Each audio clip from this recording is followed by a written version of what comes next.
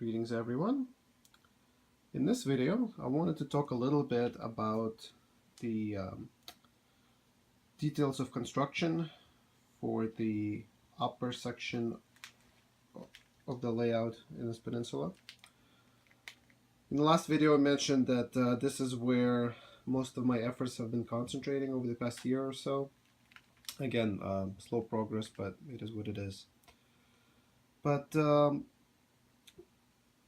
in terms of the details, for most of this elevated section, I've been using 1/2-inch plywood, both for sub-road bed, for the main line, as well as the base for this intermodal yard. And I plan to use the same 1/2-inch thickness plywood in that area right there, for the industrial area that will go in there. I talked about that in the last video as well. It gives me sufficient rigidity. It's sturdy enough. It could have gone thicker, but I decided to go with 1/2-inch, and seems to work well enough for me. In this section of the layout in this peninsula, because of the underlying track here below, both the main line as well as the staging track over there, the clearances are quite low. So as a result, I've had to utilize remote turnout controls, similarly to what I've done elsewhere in the layout in a couple of areas. There it was because of the lack of room for the switch machines, and here in particular is because of clearances. Because the main line, and in some cases the staging track, passes right under where the switch machines would be if they were mounted normally, I utilize these remote mounts with remote actuators.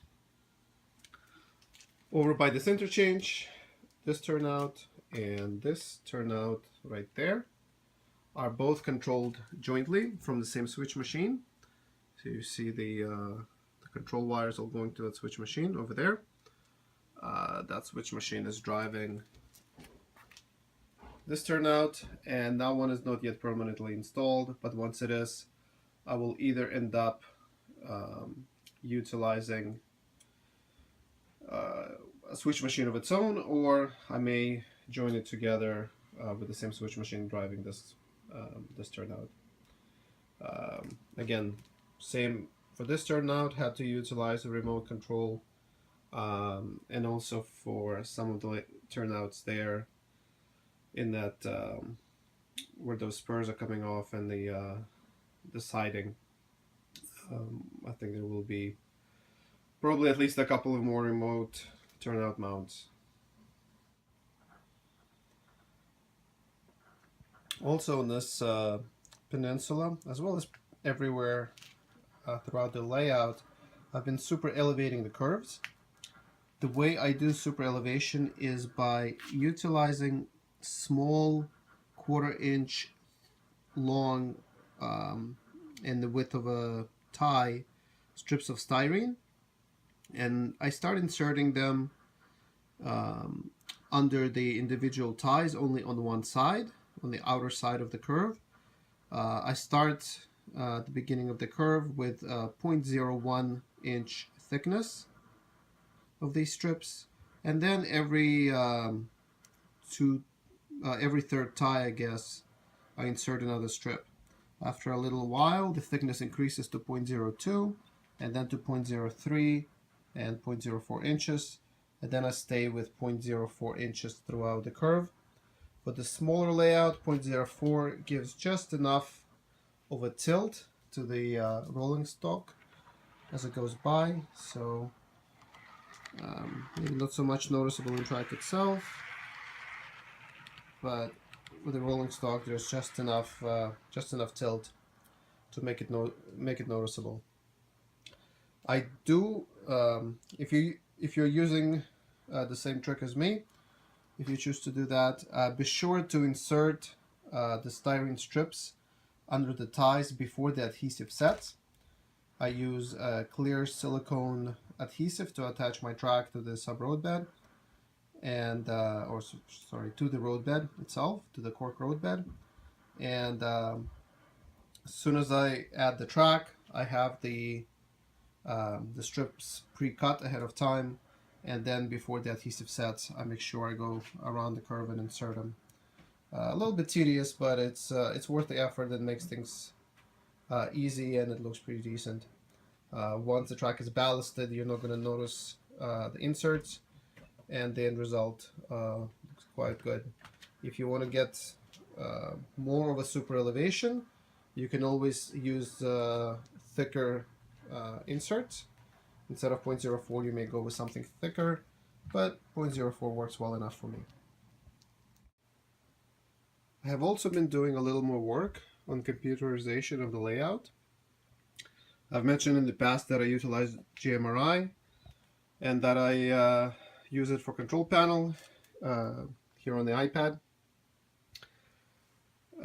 One of the things that I've been doing lately is a bit of speed matching of the different locos and storing all of that information in JMRI.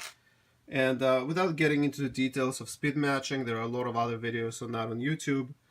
One thing that I found was constantly going back and forth between the programming track and the layout itself was getting a little cumbersome because I only have a single power cab controller. So I decided to use the NCE USB adapters to drive both the programming track and the layout. That way my cab is powering the programming track.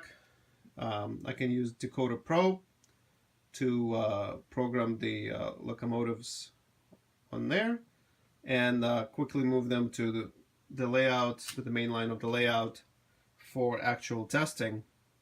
And then as a cab for the layout, I've been using old iPhones. They've long outlived their usefulness, but I started using, I have been using a program called Y Throttle. There are a couple of versions of it. There's a free version, which just gives you basic cab control, and a full version costs about $10 US, and that allows you to select a multitude of different throttle types, traditional throttle, yard throttle, as well as something I really like, dual throttle, which allows control of two separate locomotives at the same time, which I find quite useful when running multiple trains on the layout for the kids. Also here you have ability to control the turnouts on the layout using the same panel that I created for the iPad. Again, it's a little hard to do with the thumb, but it works well enough. You can zoom in and drive it, and of course gives me ability to control everything right from the phone. This is quite nice because it saves having to buy additional cabs, and if I have visitors, I can always just hand them an old iPhone and let them play. Finally, wanted to show you guys some of the new toys that I acquired recently. Been on a few business trips, and when I travel I like to stop by train stores, so I got a few things, and also through other channels. This Blue Devil I ended up getting from Rob Arsenault. For those who may not have heard of the gentleman, he is up in Edmonton and is absolutely amazing when it comes to weathering.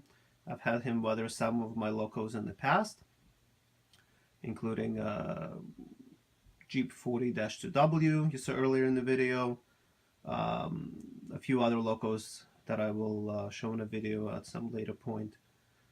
And recently he was running a promotion where he was selling some pre-weathered locos, and this guy was among them, so I ended up snagging it, of course. Also around New Year's, I was down in Baltimore and visited MB Klein. You may have heard heard of it as modeltrainstuff.com. The brick and mortar store is down in Baltimore, so I got this Alberta Heritage Fund hopper and a couple of beer cans. They just looked unique enough and interesting enough that I felt I could probably justify a couple of them. Always had a soft spot for pressure flow hoppers. So ran across this Atlas one on sale, which I ended up grabbing at a local shop. And more recently at the Springfield show, Spring Mills had a booth, so I ended up snagging that oxide red 3-bay hopper, and this 5-bay I built out of an old Walther's kit that has been sitting around for a while. Finally was bored one evening, so I put it together. Also at the Springfield show, had a few other goodies. This Exact Rail bulkhead flat. Haven't put a load on it yet, but eventually we'll get to it. And these two coil cars I ended up getting weathered ones, also the Springfield show, from a local artist slash shop owner who has a shop up in Maine. Finally, that Canadian-American boxcar, high cube boxcar, I ended up snagging as a kit that I put together again within the past couple of weeks. And this caboose actually isn't new. I've had this one for a little while, but the train needed a caboose, so there you have it. Also, in case you thought I was done, on the same trip where I got that Canadian American, I got a couple of old Intermountain kits. There's Alberta County of Vulcan, because how can you resist Vulcan? And another cylindrical hopper, the Continent scheme.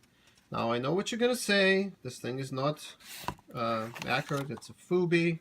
Rapido is putting out the correct 3800s that were painted in that scheme. Yes, I know. I'll get the 3800 as well, but couldn't resist the kit. Also, an AccuRail kit, because in case you haven't figured out, I like kits. Give me something to do on a winter evening.